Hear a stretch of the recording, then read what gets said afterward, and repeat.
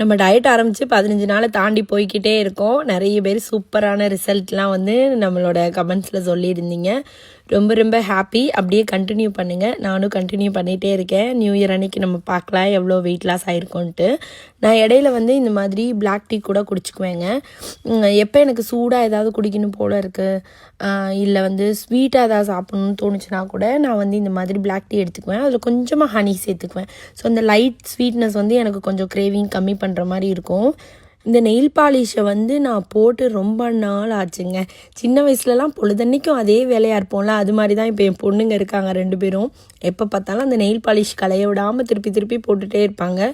இப்போ nail art அது இது என்னவோ வேறு பண்ணுறாங்கல்ல, அதனால அப்படியும் போயிட்டுருக்கு. இப்போ பரவாயில்லைங்க. ஆக்சுவலாக ட்ரெஸ் பண்ணிக்கிறதுக்கு நல்லா எங்கேயாவது கிளம்பி போகிறதுக்கெலாம் கூட டைம் இருக்குது.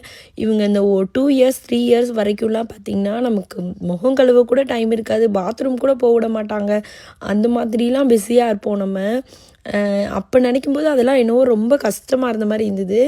இப்போது குழந்தைங்களாம் இண்டிபெண்ட்டாக அவங்கவுங்க வேலைகளை பார்த்துக்கிறாங்க. சம்டைம்ஸ் தோணும்போது ஐயோ அவங்க குட்டியாகவே இருந்திருக்கலாம் போல், வேகமாக வளர்ந்துட்டே இருக்காங்களே, இன்னும் காலேஜெலாம் போனால் நம்மளை விட்டு பறந்து ஓடிடுவாங்களே அப்படின்ற மாதிரி பயமாக இருக்குது அடிக்கடி.